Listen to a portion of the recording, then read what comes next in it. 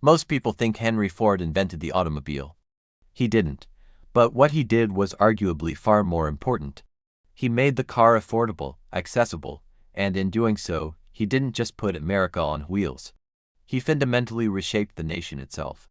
This is the story of how one man's obsession with efficiency changed the world. Henry Ford was born on a farm in Michigan in 1863. From his earliest days, he had an almost allergic reaction to farm life. He wasn't interested in crops, he didn't care for animals. His heart and mind belonged to machines. Whenever something broke on the farm, whether it was a pump or a piece of equipment, young Henry was the one to take it apart. He was driven by an insatiable curiosity to understand how things worked. And if he couldn't fix it, he'd often rebuild it from scratch, making it better, more efficient. This wasn't just a hobby, it was an obsession. At the young age of 16, Ford made a decision that would set the course for the rest of his life. He packed his bags, left the farm behind, and moved to the bustling city of Detroit. There, he found work as an apprentice machinist. For years, he honed his skills, learning the intricate dance of gears, pistons, and engines from the inside out. While his colleagues and bosses saw machines as simple tools to get a job done, Ford saw something much bigger. He saw the future. Now, let's get one thing straight. In the late 1800s, cars already existed. But they were more like exotic toys for the super-rich. Each one was painstakingly hand-built, making them outrageously expensive, notoriously unreliable, and incredibly difficult to maintain. They were status symbols, not practical transportation. Ford looked at this and saw a fundamental problem. He believed the automobile wasn't meant to be a luxury. It was meant to be a tool for everyone, for the ordinary person, for the farmer, the factory worker, the family. This conviction became his life's mission. The road to success, however, was paved with failure. Ford started several automobile companies that ultimately sputtered and died. Investors didn't share his vision of a car for the masses.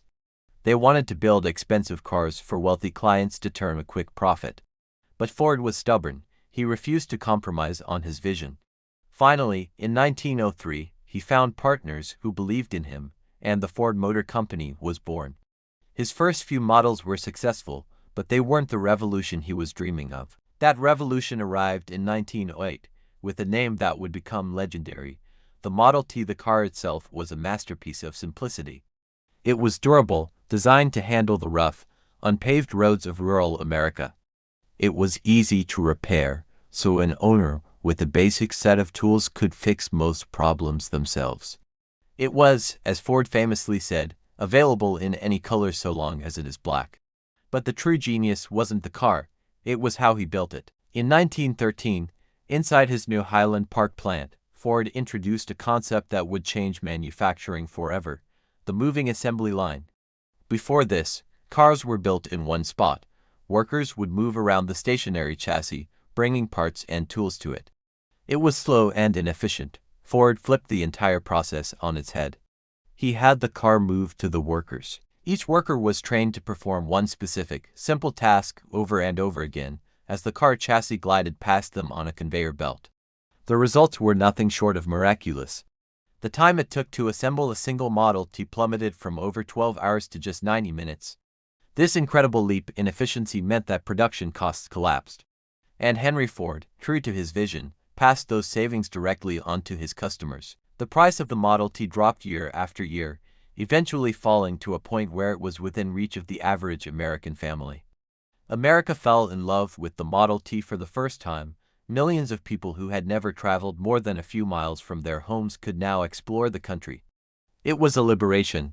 Cities began to expand outwards, creating the first suburbs, as people no longer needed to live within walking distance of their jobs. A massive new industry of road construction, gas stations, and motels sprang up to support this new mobile nation. America's dependence on railroads began to wane as the freedom of the open road took hold. Just when the world thought Ford had pulled off his greatest trick, he did something even more radical.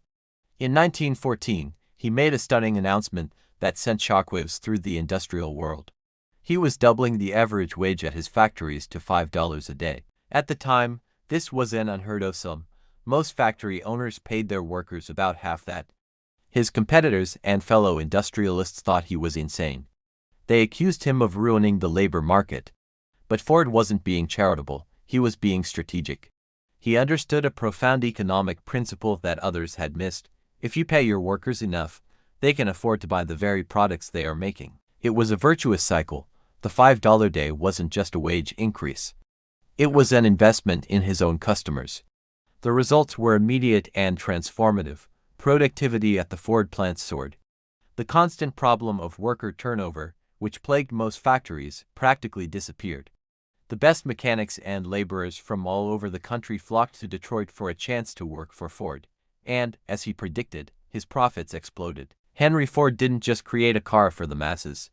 He helped create the modern middle class that could afford it. He became one of the wealthiest and most famous men on the planet. But his story is not without its dark chapters. Success and power brought out a more controversial side of his character. Ford was fiercely and violently anti-union. He used spies and thugs to crush any attempts at labor organization within his plants. While he paid his workers well, his factories were run with an iron fist, demanding a grueling pace and absolute conformity. His personal views were also deeply problematic, and his public statements often damaged his reputation and legacy. Despite these significant flaws, Henry Ford's impact on the 20th century is undeniable.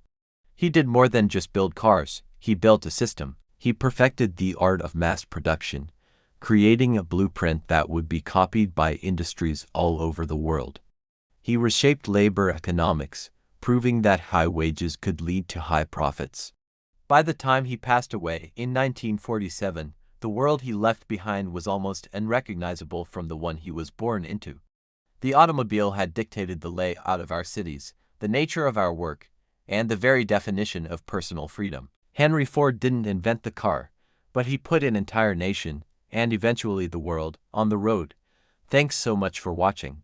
If you found this story interesting, please hit that like button and subscribe for more deep dives into the figures who shaped our world. See you in the next one.